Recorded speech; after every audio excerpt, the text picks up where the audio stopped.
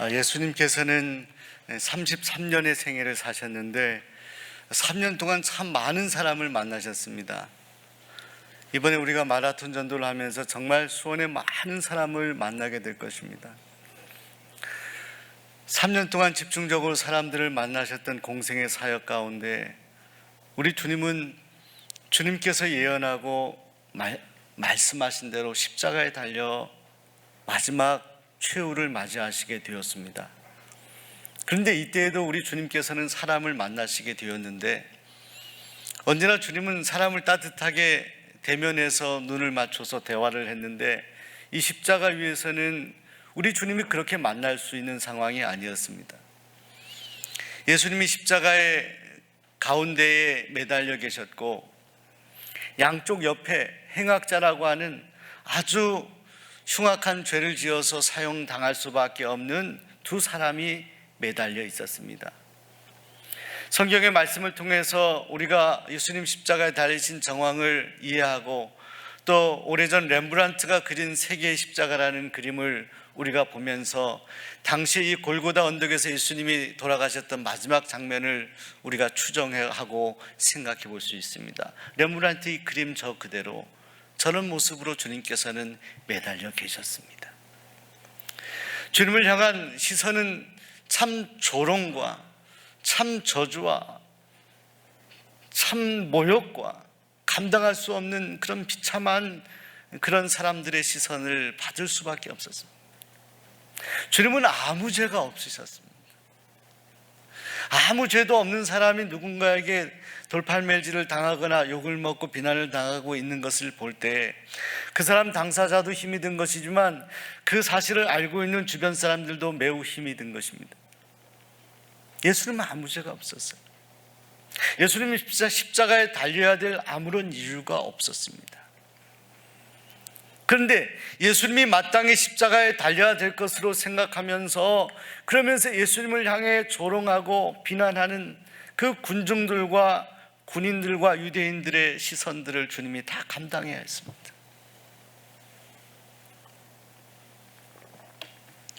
이런 분위기를 감지했는지 예수님 한편에 있었던 한 행악자 흉악한 죄를 지어서 이제 십자가형을 당하는 한 사람은 여전히 군중들과 같은 목소리로 주님을 향하여 욕을 하고 비난을 하는 겁니다.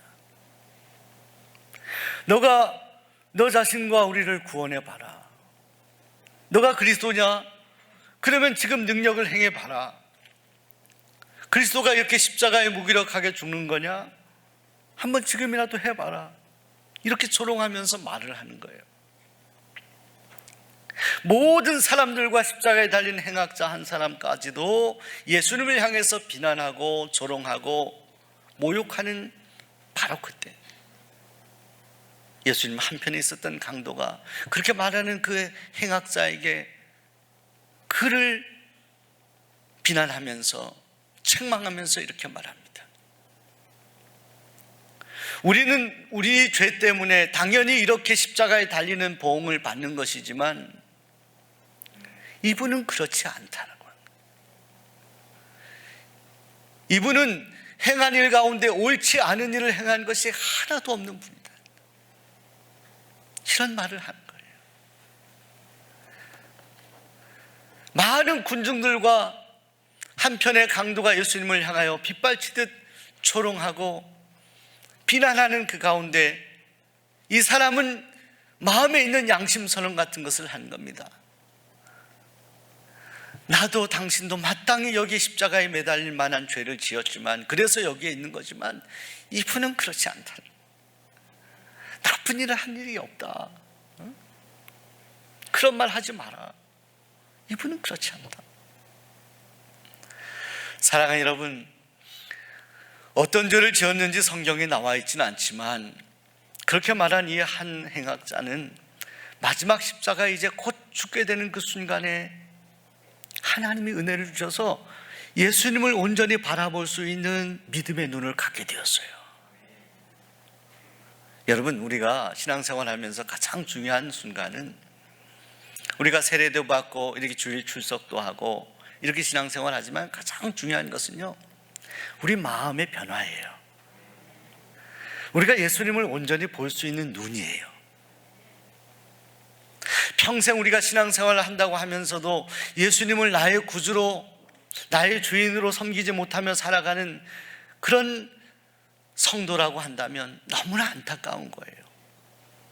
많은 수고와 땀을 하고 봉사를 하고 살아가지만 우리가 우리를 구원하신 예수님을 온전히 바라볼 수 있는 영안이 떠지지 못하고 믿음의 눈을 갖지 못하면 이건 너무 안타까운 인생이 되는 겁니다. 근데 이 행악자는 비록 그게 30분이든 1시간이든 그 짧은 순간에 그가 그렇게 주님을 인정하고 예수님을 온전히 바라봄으로 그가 구원을 받게 되었어요.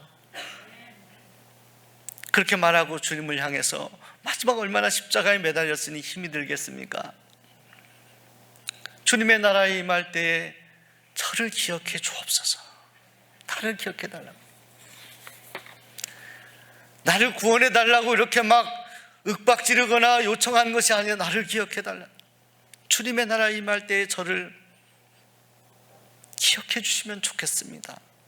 기억 안 해주셔도 저는 할 수 없습니다. 왜? 저는 죄인이기 때문에 기억 안 하셔도 할 수는 없지만 가능하면 기억해 주시면 좋겠습니다. 그때 우리 주님께서 그 십자가에서 피와 물 온갖 그 모욕을 당하시고 힘이 드시고 육신적으로 고통 가운데 있는 주님께서 그를 향하여 말씀하십니다. 오늘 내가 나와 함께 낙원에 있으리라. 오늘 너가 나와 함께 낙원에 있으리라. 십자가에 달릴 때 모든 사람들이 다 그 같은 부류의 사람이지만 주님이요, 여러분, 주님이 십자가에서 그렇게 나를 기억해 달라는 일을 위해서 무엇을 할 수 있었다고 생각하십니까? 주님이 당장 내려와서 그를 꺼내줄 수 있는 것입니까? 그의 환경을 변화시켜 줄 수 있는 것입니까? 아무것도 할 수 없잖아요. 주님이 매달려 있는데 무엇을 할 수 있겠어요? 그런데 그 주님을 온전한 시선으로 바라보고 믿음을 고백하는 그 행악자에게 오늘 내가 나와 함께 낙원에 있으리라. 이거보다 더 큰 축복이 없어요. 여러분, 이번에 특별 새벽 기도회 기간에 여러분들 어떤 은혜를 경험했습니까? 가장 큰 하나님의 은혜와 축복은요, 하나님이 우리와 함께 하시는 거예요. 우리가 어떤 일을 경험하고 어떤 일을 당해도 예수님이 내 곁에 계신다고 확신만 하면은 우리는 염려할 필요가 없어요. 저 영원한 주님의 나라까지 주님이 내 곁에 동행해 주시고 함께 하신다는 믿음만 가지고 있으면 우리는 걱정할 필요가 없는 거예요. 그 놀라운 축복을, 놀라운 선언을, 놀라운 말씀의 선포를 경험하게 됐어요. 주님이 탁 붙잡아 주신 거예요. 십자가 매달리는 그 행악자, 그 고백, 그 믿음의 고백을 통해서 주님은 오늘 너가 나와 함께 천국에 있을 것이다 하며 그를 붙잡아 주고 그를 구원해 주셨습니다. 사랑하는 여러분, 이 강도는 짧은 시간이지만 하나님의 은혜를 경험했습니다. 우리가 오랫동안 예수님을 믿어도 이런 은혜를 경험하지 못하면 정말 우리 마음은, 우리의 삶은 안타까운 것입니다. 여러분, 전에 어떤 목사님이 이런 간증을 하는데, 과거에 기차를 타는데 기차 시간이 있는데 뭐 일이 생겨가지고 기차를 잡으려고 갔는데요, 탁 도착해서 플랫폼에 탁 내려갔는데 방금 떠난 거예요, 기차가. 여러분, 저도 과거에 그런 경험이 있습니다.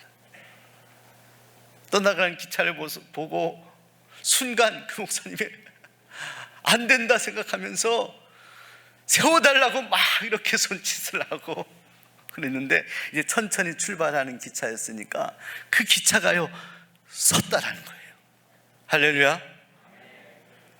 내일 할렐루야 하긴 좀 이릅니다. 끝까지 들어보세요. 여러분, 가던 기차가 멈춰서서 그 기차를 타고 숨을 쉬고 자리에 앉았어요. 고맙다, 감사하다. 그리고 한참 가는데 다음 역이 이제 어디입니다라고 이제 방송이 얼마 후에 나오는데요, 이상하거든요. 보니까 반대로 가는 기차를 탄 거예요. 얼마나 놀랐겠습니까? 그때 깨달은 거 하나가 있대요. 기차를 잡으려고 그렇게 애를 썼던 손짓은 뭐냐고요. 그 수고는 뭐냐고. 오히려 반대 방향으로 가는 수고가 되어버린 거예요. 응? 사랑하는 여러분, 오늘 우리에게 열심이 필요하죠. 열심이 필요해요. 근데 우리가 열심히 있게 주님의 뒤를 따라가며 귀한 사역을 감당할 때에도 우리가 반드시 점검해야 되는 것이 있습니다. 방향이에요. 방향. 어디로 가느냐예요. 어디로 가느냐. 내가 어디에 서 있고 어디로 가느냐예요. 때로는 나도 모른 채로 영적으로 열심히 한다고 하면서 반대 방향으로 가고 있지는 않은지. 사도 바울은 하나님을 향한 열심이 있었어요. 그가 예루살렘에서 다메섹 그 위까지 올라가지 않습니까? 그 먼 거리를 열심히 있었어요. 하나님을 인정한다고 생각했는데 그는 진리 안에 있지 않았어요. 그는 예수님을 온전히 바라보지 못했어요. 열심은 있었지만 방향이 틀렸던 거예요. 방향. 일평생 나쁜 일을 하고 큰 죄를 지어서 십자가에 매달려 죽게 된 이 사형수, 이 행악자는 일생 동안 망쳐놓은 인생이었지만 그러나 마지막 순간에 주님을 향하여 눈을 뜨게 되고 방향을 바로 보게 됩니다. 방향을. 여러분, 우리가 주님을 온전히 바라보는 것이 가장 중요합니다. 로마서 10장 10절에 사람이 마음으로 믿어 의에 이르고 입으로 시인하여 구원을 얻는단 말씀이었어요. 여러분, 이렇게 예수님 믿게 된 것이 은혜입니다. 은혜예요. 우리 곁에 계신 분들, 당신은 은혜의 사람입니다. 우리가요, 이렇게 마음이 어렵고 힘들어도 이렇게 얼굴을 펴야 돼요. 인상 쓸 필요 없고요. 우리가 걱정할 필요 없어요. 진리 안에서 우리는 자유함은, 지금 이 순간에도 주님이 부르시면 나는 주님의 나라에 간다. 오늘 예수님 한편의 강도가 일생을 못된 짓을 하고 그렇게 살았는데 마지막 죄를 회개해요. 그리고 주님을 향하여 눈을 뜨고 주님을 인정해요. 이 일로 그가 구원을 받았어요. 이 일로. 주님은 우리의 마음의 중심을 보는 거예요. 우리의 공로가 아니라 우리의 마음의 중심을 보는 거예요. 우리를 긍휼히 여기시는 거예요. 하나님은요, 우리가 살아온 행위로만 우리가 여러분 구원받는다라고 생각하면 저와 여러분 가운데 나는 구원받을 수 있다라고 자신하는 분이 계신가요? 저는 자신할 수 없어요. 설교하는 저는 그 일을 전혀 확신할 수 없어요. 저는 행위로만 하면 저는 구원받을 수 없어요. 저는 심판받아 마땅해요. 그런데 하나님의 은혜로 죄인들을 우리를 의인이라고 칭해 주심으로 인해서 우리가 이런 거룩한 하나님의 자녀의 자리에 있게 된 거예요. 사랑하는 여러분, 그런데 이 행악자가 이렇게 구원받게 되었던 결정적인 이유가 어디 있다고 생각하십니까? 자, 하나님의 은혜이다, 이렇게 설명할 수 있을 거예요. 우리가 다 알지 못하지만 성경의 행간을 통해서 이 예수님의 한편의 강도에게는 그 마음의 강물 같은 하나님의 은혜가 흐르고 있었다, 이렇게 이야기할 수도 있을 겁니다. 자, 그런데 저는 성경을 묵상하면서 그런 하나님의 은혜를 받을 수 있었던 아주 결정적인, 그래서 그의 마음을 돌이킬 수 있었던, 예수님을 온전히 바라볼 수 있었던 결정적인 일이 있었다. 십자가 위에서. 사랑하는 여러분, 주님은 다니는 곳마다 전도를 했는데 다니는 곳마다 사람들을 만나 복음을 전했어요. 삭개오를 만나고 사마리아 여인을 만나고 38년 된 병자를 만나고 지붕을 뚫고 내린 중풍병자를 만나고 수많은 사람을 만났는데 우리 주님은 십자가 위에서도 앞을 정면으로 볼 수 없었지만 사람을 만났어요. 고개를 돌릴 수도 없는 고통 가운데 옆에 그 행악자의 소리를 듣지 않습니까? 자, 그런데요, 우리 주님께서 이런 무리들의 조롱과 비난에도 불구하고 주님이 십자가에서 하신 말씀이 있어요. 주님을 조롱하는 무리들 향해서 이렇게 말씀했어요. 저들을 용서하여 주옵소서. 저들이 하는 일을 알지 못하니 저들의 죄를 사하여 주옵소서. 여러분, 십자가가 얼마나 떨어져 있었는지 제가 역사적으로 고증할 수는 없었지만 주님이 매달린 십자가와 옆에 강도들이 매달린 십자가는 서로 대화할 수 있을 만한 거리거든요. 십자가에서 그 고통을 당하는 주님의 가슴 속에서 나오는 소리를 들은 거예요. 빗발치는 조롱과 비난 가운데도 주님이 말씀하는 소리를 들은 거예요. 행악자가 주님, 저 사람들 용서해 달라고. 이 한편의 강도는 주님에 대해, 예수님에 대해서 들었을지 몰라요. 이야기를 들었을지 몰라요. 그러나 그가 십자가의 마지막 순간에 주님의 음성을 듣는 거예요. 어찌 그들 용서할 수 있겠습니까? 인간적으로는 도저히 불가능한 일이죠. 그런데 주님의 입술 속에서 고백이 나온, 주님, 저들을 용서하여 주옵소서. 이 소리를 들은 거예요. 들었어요. 아, 내가 듣던 말 그대로 저분은 정말 우리와 다른 분이구나. 어떻게 저들을 용서할 수 있을까? 십자가 위에서도 마지막까지 주님이 하신 일은 복음을 전한 일이고 전도한 일이었어요. 무엇으로? 도저히 용서할 수 없는 사람을 용서함으로, 도저히 납득할 수 없는 사람을 납득함으로, 포용함으로 주는 마지막 십자가 위에서도 복음을 전하고 전도하셨어요. 온몸을 다해서, 온몸을 찢기우면서도 그 위대한 고백을 합니다. 저들을 용서해 주옵소서. 사랑하는 여러분, 전도의 가장 본질은 용서와 사랑입니다. 자, 이번에 여러분 전도하기로 작정하셔서 기도하시는 분들 가운데 종종 우리가 전도할 때 이 전도의 문이 막히는 것을 경험할 때도 있습니다.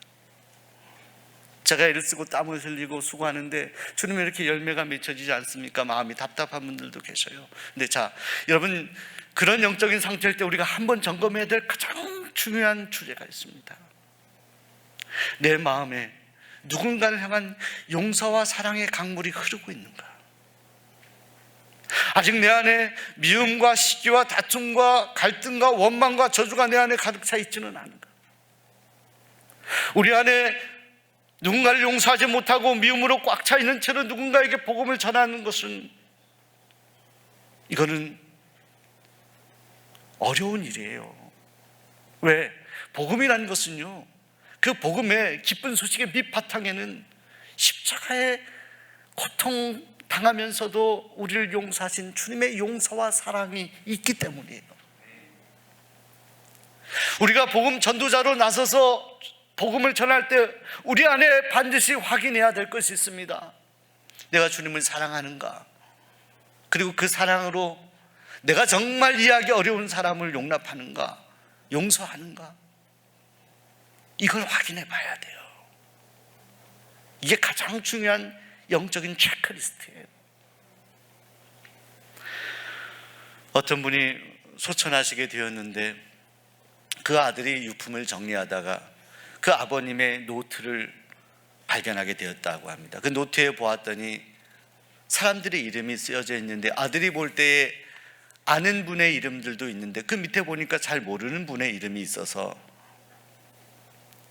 어머니에게, 미망인 된 어머님에게 여쭤보았다는 거예요. 어머님, 여기 이분들은 제가 아는데 이 밑에 있는 몇 분들은 제가 잘 모르겠네요.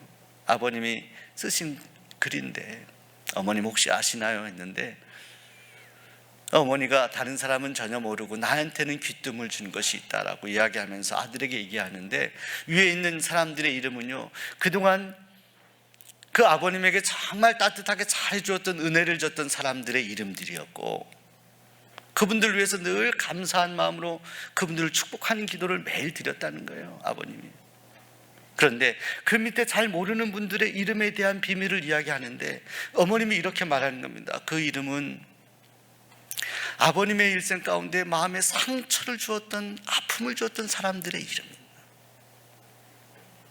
사랑하는 아들아, 내 아버지는 요 밑에 칸에 이 이름의 리스트를 보면서 때로는 기도하며 울기도 하고 때로 하나님께 기쁨을 드리기도 했다.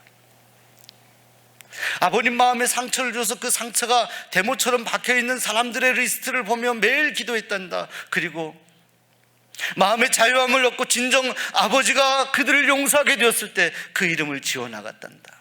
바로 이 리스트. 사랑하는 여러분, 오늘 여러분의 마음의 리스트에는 여러분이 정말 마땅히 용서해야 함에도 불구하고 아직 용서하지 못한 사람들의 리스트가 있습니까? 그리고 그 사람들을 위해 기도하면서 여러분이 진심을 다하여 마음 깊은 곳에서 그들을 향하여 용서할 마음이 있으십니까? 화해할 마음이 있으십니까? 내 마음 중심을 다하여 진심으로 그들과 화평할 마음이 있으십니까? 어떤 교회 집사님에 대한 이야기를 제가 들은 적이 또 있습니다. 그분의 간증의 이야기인데요, 그분은 직장 선교에서 열심히 사역하던 그런 분이었다고 합니다. 신실한 분이었어요. 우리 교회 과거 김세환 권사님 같은 분이었어요. 김세환 권사님이 백과사전에 정리된 기록에 보면 술이나 이런 걸 전혀 하지 않고 깨끗한 크리스찬이었다 그러죠. 그런 민족운동가이기 전에 하나님 앞에 십자가 앞에 나와 정말 하나님을 성결하게 예배하는 그런 사람이에요. 그런 집사님인데 한 번 직장의 회식 자리 가운데 이 상사가 술을 권하는데 술을 도저히 본인의 양심으로는 마실 수가 없었던 것 같아요. 각자의 양심들이 있잖아요. 그래서 그것을 제가 지금은 제 영적인 삶 믿음으로 마시기 어려우니까 이해해달라고 하는데도 자꾸 강요하는데 그래도 마시지 못하겠다고 하는데 갑자기 그 상사가 화가 났는지 이 직장에서 지내고 싶으냐고 하면서 갑자기 손으로 뺨을 때리고 그 뺨을 맞춘 거예요. 아내와 자식들이 있고 살아보겠다고 직장에 취업했는데 무슨 죄가 있다고 남에게 뺨을 맞습니까? 착한 그런 분이어서 그가 돌아오면서 마음으로 하염없이 눈물을 흘리면서 화가 나는데 직장을 그만두겠다라고 생각하고 무단으로 그 다음날 직장 가지 않고 하나님께 기도원에 들어가서 기도하게 됩니다. 기도하는데 밤에 그 집사님의 마음속에 이런 감동이 물밀듯이 들어오는 것을 느꼈다는 거예요. 너무나 물밀듯이 감당할 수 없는 주님의 명령 같은 거. 아들아, 너는 겨우 뺨 한 대 맞은 것으로 그렇게 분하고 억울해하냐? 나는 모든 사람들에게 멸시천대를 받고 조롱을 받고 고난받고 널 위해 십자가에서 죽었어. 나는 널 위해 죽었어. 조롱받고 욕받고 죽었어.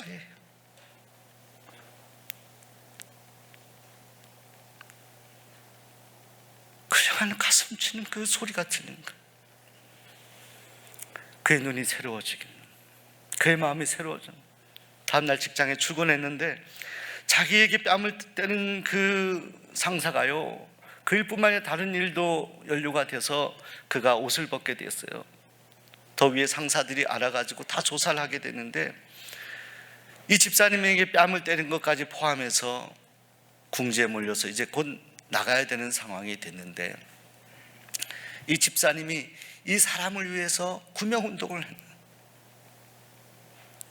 자신에게 물어보는 분에게 그분은 원래 평소에 좋은 분인데 순간 감정이 그래서 그런 거니까 너무 탓하지 말고 그냥 있도록 해달라고 그렇게 구명운동을 했어요. 근데 기적적으로 그분이 그 직장에 남아있게 되었다고는 거예요. 그리고 나서 이 집사님을 찾아왔어요. 미안하다고. 나는 당신이 정말 교회만 다니는 사람인 줄 알았는데 당신이 정말 예수라는 사람을, 예수라는 분을 믿는 사람인가 봐. 어떻게 나를 용서할 수가 있었지? 진심으로 사과하고 그의 손을 잡아주었던, 그 둘이 직장 선교의 가장 중요한 일들을 감당하는 믿음의 사람들로 하나님이 쓰임받는 그런 믿음의 동료가 되었다라는 것입니다. 이 실화입니다. 실화. 자, 사랑하는 여러분, 오늘 우리의 삶의 자리에서 진정 오늘 우리가 마땅히 정말 그리스도의 사랑으로 용납하고 받아들일 수 있는 그런 일들에 대해서 오늘 여러분 심령 가운데 거부하고 있지는 않습니까? 자, 오늘 우리가 복음을 전하기 전에 오늘 우리가 확인해야 되는 가장 중요한 일은 우리 주님이 십자가에서 마지막 하신 일이에요. 너가 용서하고 있느냐? 너가 품고 있느냐? 우리 주님은 바로 그것을 묻고 계십니다. 너가 말로만 복음을 전하는 것 아니냐? 너가 말로만 십자가를 이야기하는 것이 아니냐? 너가 말로만 그리스도의 사랑을 얘기하는 거 아니냐? 여러분, 주님은 원수까지 사랑하셨잖아요. 원수까지, 정반대에서 나를 모욕하고 저주하는 사람까지 주님은 저들의 죄를 용서해 달라고 외치셨잖아요. 이것이 우리 주님이시잖아요. 이것이 예수 그리스도 십자가에 달리신 주님이지 않습니까? 자, 오늘 우리 안에 그 사랑이 회복되어야 되지 않을까요? 오늘 우리가 그 십자가를 향해 눈이 떠져야 되지 않을까요? 자, 오늘 여러분을 통해서 주님은 저 십자가 위에 오른쪽에 죽을 수밖에 없는 한 영혼을 구원하였던 것처럼 오늘 여러분이 주님의 참 제자가 되어 내가 도저히 용납할 수 없는 누군가를 용납하고 이해함으로 여러분을 통해 그 영혼을 구원하고 하나님의 나라를 이루어가게 될 것입니다. 주님이 마지막까지 하신 일을 우리는 우리 마음판에 새기고 주님 뒤를 따라가는 이 시대의 주님의 제자가 되어야 하지 않겠습니까? 기도하겠습니다. 하나님,